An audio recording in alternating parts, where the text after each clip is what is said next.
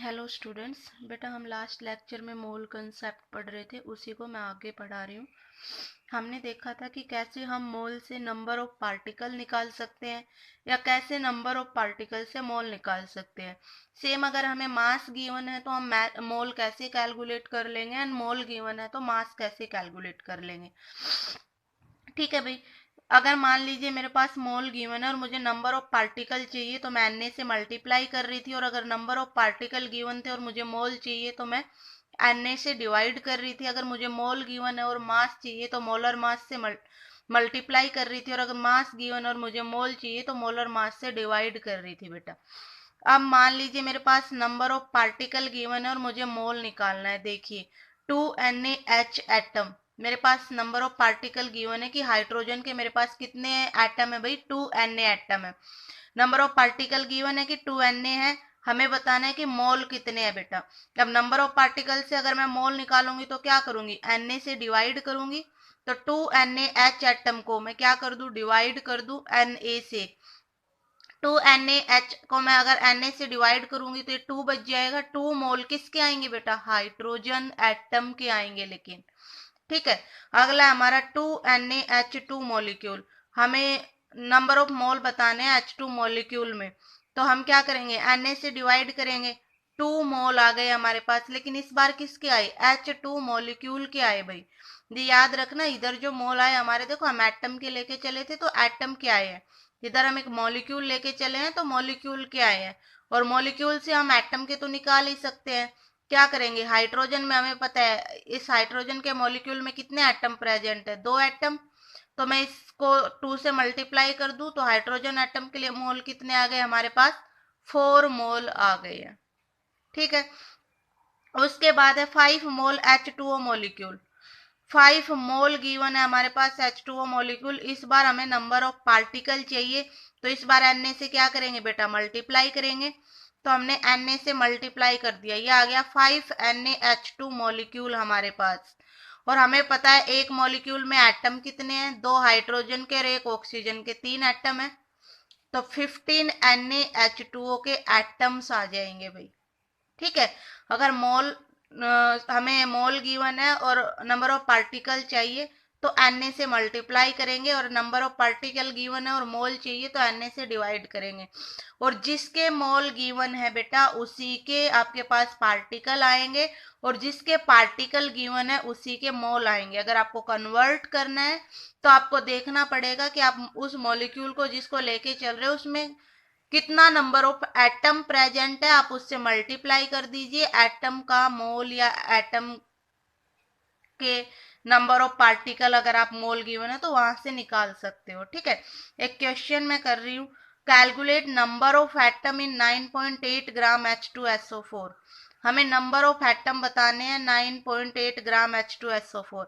देखिए बेटा, mass given है मेरे पास, और पूछ क्या रहा है, नंबर ऑफ पार्टिकल पूछ रहा है। हमें पता है कि मास और नंबर ऑफ पार्टिकल में तो हमने कोई रिलेशन पढ़ी ही नहीं है। हमने किस में रिलेशन पढ़ी है, मास और मोल में, और फिर मोल से नंबर ऑफ पार्टिकल में।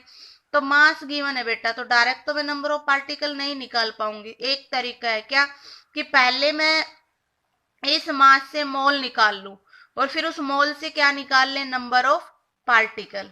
ठीक है, तो पहले मैं मोल निकाल रही हूँ भाई, मास गिवन है और मोल होता है हमारा मास डिवाइडेड बाय मोलर मास। तो मास था 9.8, मोलर मास है 98। जब मैं इसको कट कर रही हूँ तो मेरे पास आ गया 0.1 मोल ऑफ H2SO4। H2SO4 के मोल आए हैं भैया हमारे पास। ठीक है, अब देखिए 0.1 मोल H2SO4 से अगर मुझे नंबर ऑफ पार्टिकल चाहिए बेटा, तो मोल से नंबर ऑफ पार्टिकल निकालने के लिए मैं क्या करूंगी, मल्टीप्लाई करूंगी किससे, Na से। तो 0.1 मोल H2SO4 को अगर मुझे पार्टिकल में कन्वर्ट करना है तो मैंने उसको 0.1 इंटू Na से मल्टीप्लाई किया, इतने मॉलिक्यूल मेरे पास आ गए। और अगर मुझे एटम की फॉर्म में निकालना है तो H2SO4 में कितने एटम है, 2 हाइड्रोजन के, 1 सल्फर के और 4 ऑक्सीजन के, 7 एटम है टोटल हमारे पास।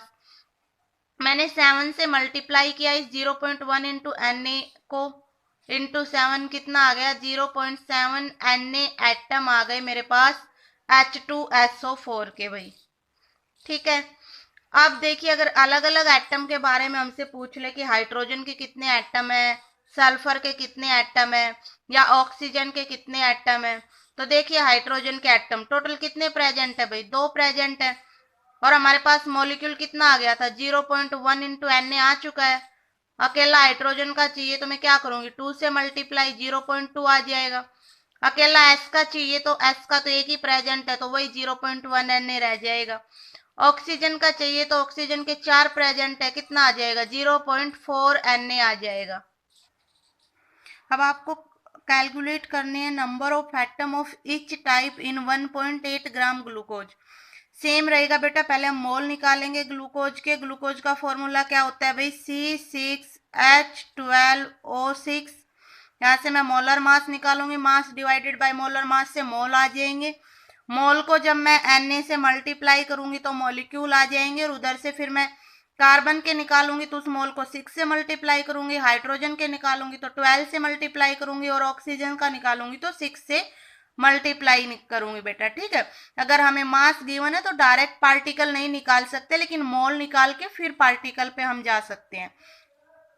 अगर गैसियस सब्सटेंस की हम बात करें तो गैसियस सब्सटेंस में 1 मोल हमने पढ़ा था बेटा नॉर्मल एटम, आयन और मॉलिक्यूल की फॉर्म में कि 1 मोल होता है Na पार्टिकल के इक्वल, और गैसियस में हमारा 1 मोल होता है भाई 22.4 लीटर के इक्वल, और N हमारा नंबर ऑफ मोल यहाँ से आ जाएगा given volume divided by 22.4 litre. अब जैसे कि मुझे H2 के मोल बताने थे 12.2 लीटर गैस में। अब देखो गिवन वॉल्यूम कितनी है, 11.2 लीटर, हमने पुट किया, डिवाइडेड बाय, किससे डिवाइड करूंगी मैं, 22.4 लीटर से, ठीक है। 1.2 और 0.5 मोल आ गया हमारे पास, ठीक है। तो अगर गैसियस के केस में हम बात करेंगे तो मोल निकालने का तरीका क्या रहेगा, और लीटर में हम बात करेंगे कि जो वॉल्यूम हमें गिवन है उसको 22.4 लीटर से हम डिवाइड कर देंगे और हमें नंबर ऑफ मोल पता चल जाएंगे, ठीक है बेटा। तो 3 फॉर्मूले हैं हमारे मेनली मोल निकालने के, कि मास गिवन है तो कैसे मोल बात निकाल सकते हैं, पार्टिकल गिवन है तो कैसे मोल, और अगर हमें वॉल्यूम ऑफ गैस गिवन है तो हम कैसे मोल को कैलकुलेट कर सकते हैं।